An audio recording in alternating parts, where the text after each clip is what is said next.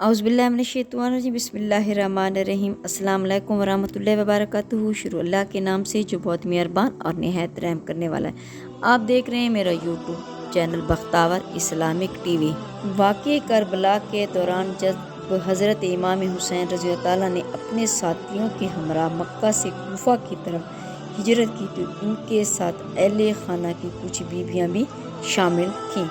ये बीबियाँ सफ़र में आपके साथ रहीं और करबला की ज़मीन पर उन्होंने हज़रत इमाम हुसैन का खूब साथ दिया। 9 मुहर्रमुल हराम को हज़रत इमाम हुसैन ने इन में से 6 बीबियों को हुक्म दिया कि तुम करबला की ज़मीन को छोड़ दो और हिंदुस्तान की तरफ हिजरत कर जाओ। बीबियों ने अर्ज़ किया, क्या हम आपको ऐसे हालात में छोड़कर भला कैसे जा सकती हैं?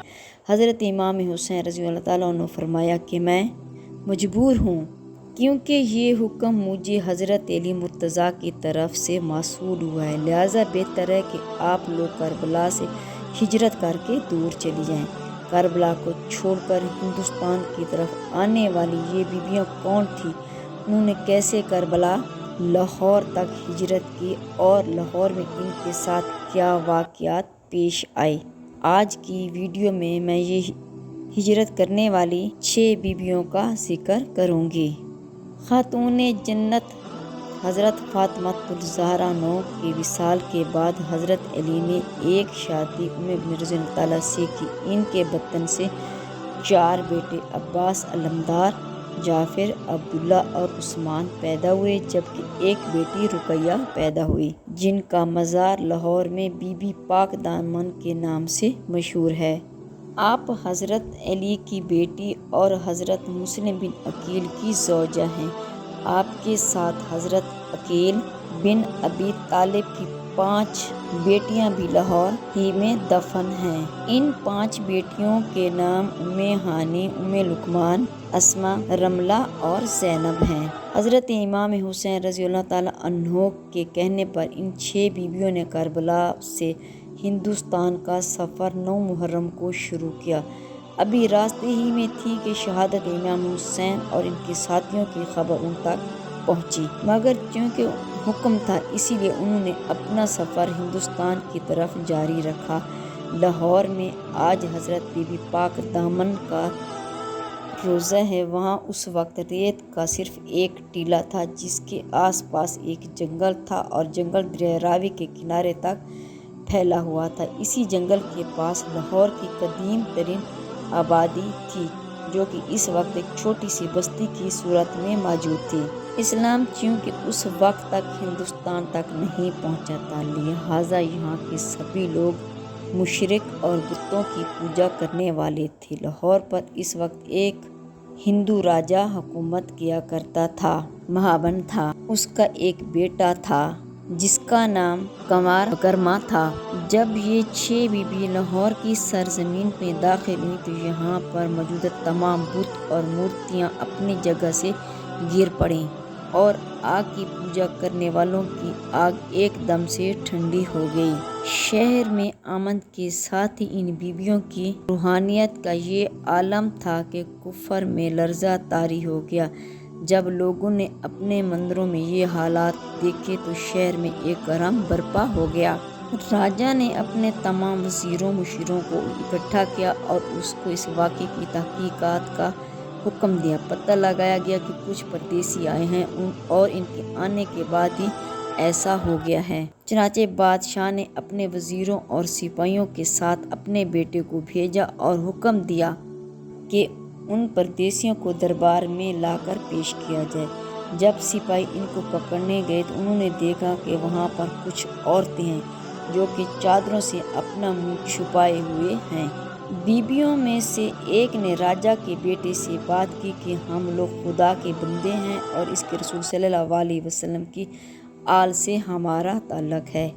करबला में हमारी जंग हुई थी और हम बेवतन होकर हिजरत करके यहाँ पर आए हैं। हमारा इरादा किसी को सताने का नहीं है, बल्कि हम तो सिर्फ पनाह लेने के इरादे से यहाँ पर आए हैं। और अगर तुम लोगों को ये मंजूर नहीं تو ہم یہاں سے واپس چلے جاتے ہیں۔ راجا کا بیٹا ان تمام باتوں سے کافی ہمدرد ہوا، مگر وہ بادشاہ کے حکم آگے مجبور تھا۔ اس نے کہا کہ بادشاہ نے آپ کو دربار میں بلایا ہے، اگر آپ خود نہیں جائیں گی تو آپ کو زبردستی لے کر جائے گا۔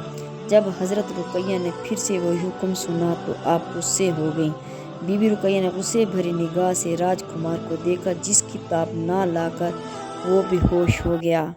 ہوش آیا تو بہت رویا اور حضرت بی بی رقیہ کے قدموں میں گر کر معافی مانگنے لگا۔ جب اس سارے واقعے کی خبر بادشاہ تک پہنچی تو وہ کافی غضبناک ہوا اور اس کے حکم سے ہندوؤں نے ان بیویوں کے خلاف مہم چلانا شروع کر دی اور ان کو ہر طرح سے تنگ کرنے لگے۔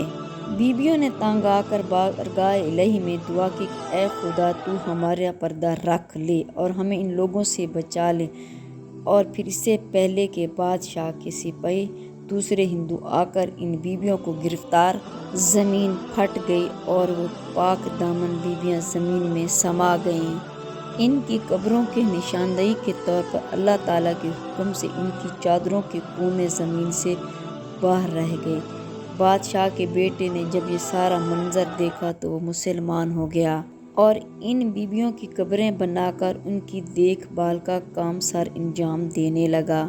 راج کمار کا اسلامی نام عبداللہ رکھا گیا، جو کہ بعد میں بابا خاکی کے نام سے مشہور ہو گیا۔ بابا خاکی کا وصال سن 101 ہجری میں ہوا۔ ان کا مقبرہ بھی اسی مزار کے اندر موجود ہے۔ برِ صغیر میں ہندو بادشاہوں کے بعد مسلمانوں کی حکومت آ گئی اور یوں کئی سال گزرنے کے بعد بھی حکومتیں مسلسل بدلتی رہیں اور ہر دور میں ان بیویوں کے مزار پر لوگوں کا رش ایسے ہی جاری رہا۔ پختہ حویلیاں اور اندرونی برآمدے تعمیر کرائے۔ اس کے بعد بادشاہ اکبر کے دور حکومت میں اس مزار کی دوبارہ تعمیر کی گئی اور خانقاہ کی عمارت میں توسیع ہوتی رہی۔ اس کے بعد مزار کے قریب موجود باقی قبروں کا اضافہ وقت کے ساتھ ساتھ ہوتا گیا اور کچھ عرصے کے بعد یہ جگہ قبرستان بی بی صاحبہ کہلانے لگی۔ یہاں پر لوگ اپنے عزیز و اقارب کو دفن کر دیا کرتے تھے۔ پاک بیویوں کا یہ واقعہ برِ صغیر پاک و ہند میں مسلمانوں کی آمد سے 32 سال پہلے کا ہے۔ واقعہ کربلا یعنی سن 61 ہجری سے لے کر قیام پاکستان یعنی سن 1947 عیسوی تک مزار بی بی پاک دامن تسلیم کیا جاتا رہا، لیکن بعد میں اچانک کچھ لوگوں نے ایک من گھڑت کہانی بنا کر عوام کو شک و شبہات میں مبتلا کرنے کے لیے اس بات کو جھٹلا دیا۔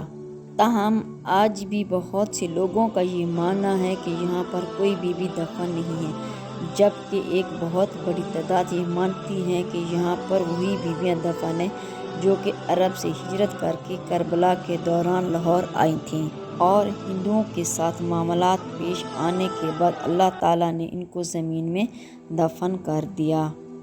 باقی اس بارے میں اصل حقیقت کا علم تو صرف اللہ تعالیٰ کی ذات کو ہے۔ اگر میری آج کی ویڈیو آپ کو اچھی لگی ہے تو پلیز اس کو لائک کریں، شیئر کریں، سبسکرائب کریں، بیل آئیکن کو پریس کریں تاکہ میری ہر آنے والی ویڈیو آپ تک بآسانی پہنچ سکے اور میری حوصلہ افزائی ہو۔ فی امان اللہ۔